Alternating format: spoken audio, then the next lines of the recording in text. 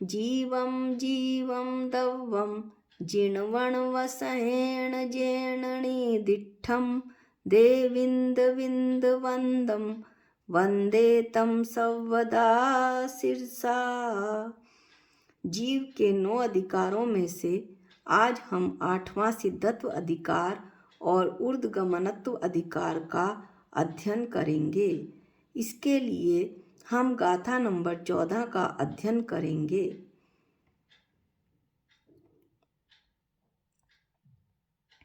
गाथा नंबर 14 का पाठ करते हैं। सिद्धत्व और ऊर्ध्वगमनत्व अधिकार। निक्कम्मा 8 गुणा किंचुणा चरम देह दो सिद्धा लोयग ठिदा णिच्चा उपादव एहि संयुक्ता अन्व्यार्थ सिद्धा निक्कम्मा। सिद्ध भगवान 8 कर्मों से रहित होते हैं। 8 गुणा 8 गुणों से सहित होते हैं। चरम देह दो अंतिम शरीर से किंचुणा कुछ कम है तथा लो यग ठिदा ऊर्ध्वगमन स्वभाव से लोक के अग्रभाग में स्थित हैं। णिच्चा नित्य हैं और उपादव एहि संयुक्ता उत्पाद और वैसे संयुक्त हैं। भावार्थ ज्ञानावरण आदि 8 कर्मों से रहित, सम्यक्त्व आदि 8 गुणों से सहित, अंतिम शरीर की अपेक्षा किंचित कम आत्म प्रदेशों से युक्त जीव को सिद्ध कहते हैं। ये जीव का 8वां सिद्धत्व अधिकार है। ये सिद्ध अपने ऊर्ध्वगमन स्वभाव के कारण लोक के अग्रभाग पर तनुवात वलय में सिद्ध शिला पर स्थित होते हैं। धर्म द्रव्य के अभाव में आलोकाकाश में धर्म द्रव्य का अभाव है। इस कारण से आलोकाकाश में सिद्ध भगवान गमन रहित होते हैं। साथ ही ये उत्पाद व द्रव्य के साथ होते हैं और सहित होते हैं। ये ऊर्ध्वगमनत्व अधिकार वाले होते हैं। इस तरह से 9वां अधिकार ऊर्ध्वगमनत्व अधिकार हुआ। कर्म 8 हैं। ज्ञानावरण, दर्शनावरण, वेदनीय, मोहनीय, आयु, नाम, गोत्र, अंतराय।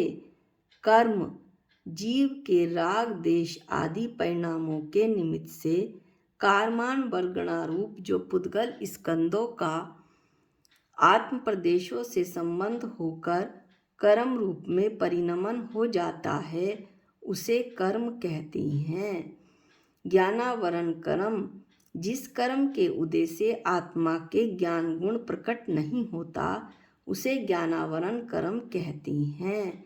दर्शनावरण कर्म जो कर्म आत्मा का दर्शन गुण प्रकट नहीं होने देता, उसे दर्शनावरण कर्म कहते हैं। वेदनीय कर्म जो कर्म आत्मा को सुख दुख का वेदन अथवा अनुभव कराता है, उसे वेदनीय कर्म कहते हैं।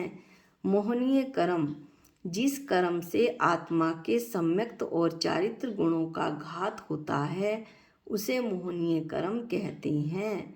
आयु कर्म जिस कर्म के उदय से आत्मा नरक, त्रियंच, मनुष्य और देव गति में रुकता है या ठहरता है, उसे आयु कर्म कहते हैं।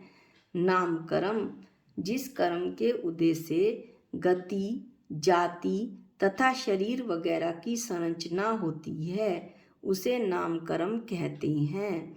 गोत्र कर्म जिस कर्म के उदय से जीव को ऊंच नीच कुल में जन्म प्राप्त होता है, उसे गोत्र कर्म कहते हैं। अंतराय कर्म जिस कर्म के उदय से दान, लाभ, भोग, उपभोग और वीर्य यानी शक्ति, इनमें बाधा उत्पन्न हो जाती है, उसे अंतराय कर्म कहते हैं। अब हम पढ़ेंगे कि कर्म नाश का कर्म क्या है। प्रथम मोहनीय कर्म पहले घातीय कर्म का क्षय होता है। उसके बाद ज्ञानावरण, दर्शनावरण और अंतराय, इन 3 घातीय कर्मों का एक ही समय में क्षय हो जाता है। बाद में 4 आघातीय कर्मों का एक ही समय में क्षय होता है। 8 कर्मों का क्षय हो जाने पर आत्मा सिद्ध परमात्मा बन जाती है। 8 कर्मों का नाश होने पर 8 गुण प्राप्त होते हैं। ये हमने इष्टोपदेश में भी पढ़ा था। वह इस प्रकार है। मोहनीय कर्म के नाश होने पर क्षयिक सम्यक्त्व की प्राप्ति होती है। ज्ञानावरण कर्म के नाश होने पर केवल ज्ञान, दर्शनावरण कर्म के नाश होने पर केवल दर्शन, अंतराय कर्म के नाश होने पर अनंत वीर्य, नाम कर्म के नाश होने पर सूक्ष्मत्व गुण, यानी कि नाम कर्म का जब नाश हुआ तो शरीर खत्म हुआ और सूक्ष्म गुण प्रकट हो गया। आयु कर्म के नाश होने पर अवगाहनत्व गुण, गोत्र कर्म के नाश होने पर आगुरु लघुत्व गुण और वेदनीय कर्म के नाश होने पर अव्याबाधत्व गुण प्रकट होता है। इस तरह से सिद्ध भगवंतों के 8 गुणों का वर्णन इस प्रकार है। अनंत ज्ञान, परिपूर्ण अनुपम विशुद्ध, सभी पदार्थों को जानने वाला ज्ञान, अनंत दर्शन, किसी भी सहायता के बिना समस्त मूर्त अमूर्त द्रव्यों को सामान्य रूप से देखना, अवलोकन करना, अनंत वीर्य, अप्रतिम सामर्थ्य, ऐसा सामर्थ्य जिसका वर्णन किया ना जा सके, अनंत शक्ति का प्राप्त होना, सम्यक्त समस्त जीवादि, जीव अजीव, आश्रव बंध, संवर, निर्जरा और मोक्ष, इन 7 तत्वों के विषय में जो विपरीत अभिनिवेश अभिप्राय से रहित परिणमन होता है, उससे युक्त सिद्ध भगवान होते हैं। इसमें सम्यक चारित्र और अनंत सुख भी आ जाता है।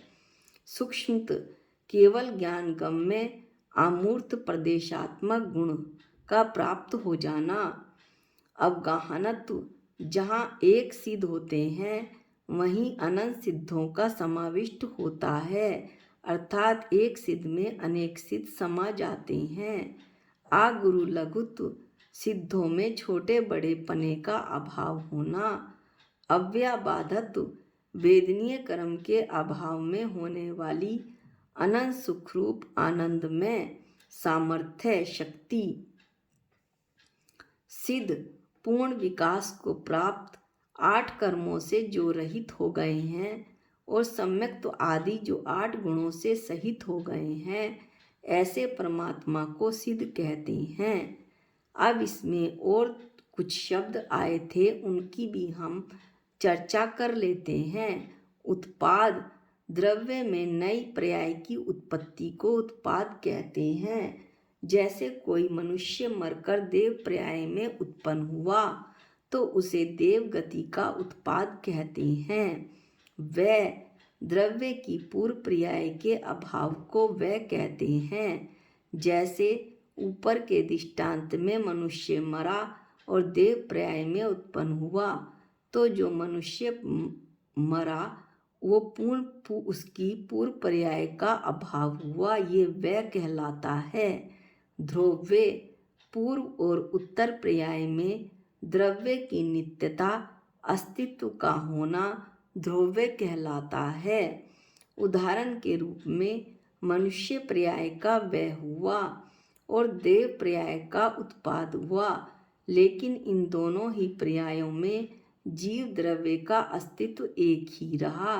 यानी मनुष्य पर्याय में जो जीव द्रव्य था वही देव पर्याय में रहा, वही देव पर्याय में जीव द्रव्य रहा। इस तरह से यह जीव द्रव्य ध्रुव्य कहलाता है। अब हम ये जो 8 कर्म हैं उनकी एक पिक देख लेते हैं। 8 कर्मों की पिक दिखलाई जा रही है। दर्शनावरण, ज्ञानावरण, मोहिनीय, अंतराय, ये 4 तो हो गए घातीय कर्म, और आघातीय आयु, वेदनीय, नाम और गोत्र। इस तरह से 8 कर्म होते हैं, 4 घातीय और 4 आघातीय। इन कर्मों का नाश करके भगवान सिद्ध जो अनंत भगवान हैं वो सिद्ध भगवान बन जाते हैं। अनंत भगवान 4 घातीय कर्मों का नाश करते हैं और सिद्ध भगवान 8 कर्मों का नाश करते हैं। इस प्रकार हमने जीव के 9 अधिकारों का वर्णन 14 गाथाओं में पढ़ा। 14 गाथाओं में जीव द्रव्य का वर्णन पूर्ण हुआ। एक बार हम जीव द्रव्य के ये 9 अधिकार देख लेते हैं जो कि 14 गाथाओं में पूर्ण हुए। इसके बाद जो अगली 15वीं गाथा है वहाँ से अजीव द्रव्य का कथन शुरू होगा।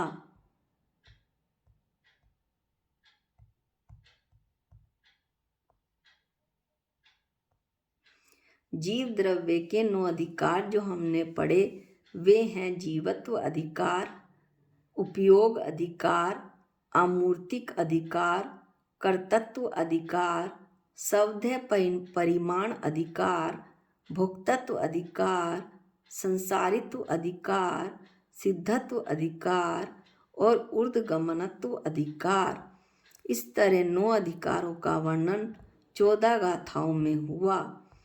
15वीं गाथा से अजीव तत्व का वर्णन शुरू होगा।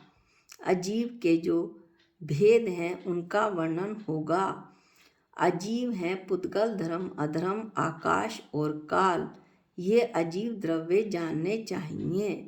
इनमें से जो पुद्गल द्रव्य है वो स्पर्श, रस, गंध, वर्ण, शब्द से युक्त है और मूर्तिक है। शेष 4 द्रव्य धर्म, अधर्म, आकाश, काल अमूर्तिक हैं और इसका विस्तार से वर्णन हम अगले वीडियो में करेंगे। आज के वीडियो में इतना ही। निज निधि निज में बताई ये अनंत उपकार है, इसके लिए जिन वाणी माँ को वंदना अनंत बार है, वंदना अनंत बार है। सबको जय जिनेंद्र।